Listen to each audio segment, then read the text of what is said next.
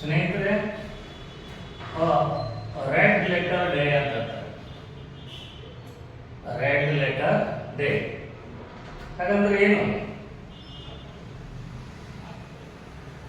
Happy day ಅಂತ, ಬೇರೇನಲ್ಲ, happy day, ಸಂತೋಷದ ದಿನ.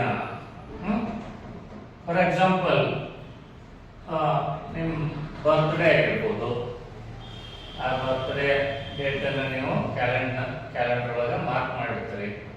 ಅಥವಾ ಮ್ಯಾರೇಜ್ ಡೇ ಆಗಿರ್ಬೋದು, ಮ್ಯಾರೇಜ್ ಆನಿವರ್ಸರಿ ಡೇ, ಅದು ಕೂಡ ರೆಡ್ ಲೆಟರ್ ಡೇ. ಈ ಥರ ನಮ್ಮ ಜೀವನದಲ್ಲಿ ನಾವು ಏನಾದರೂ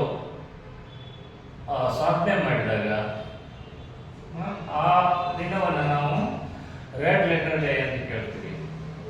ಆ ರೆಡ್ ಲೆಟರ್ ಡೇಯನ್ನು ನಾವು ಯಾವಾಗಲೂ ನೆನಪಿಟ್ಟುಕೊಳ್ತೀವಿ.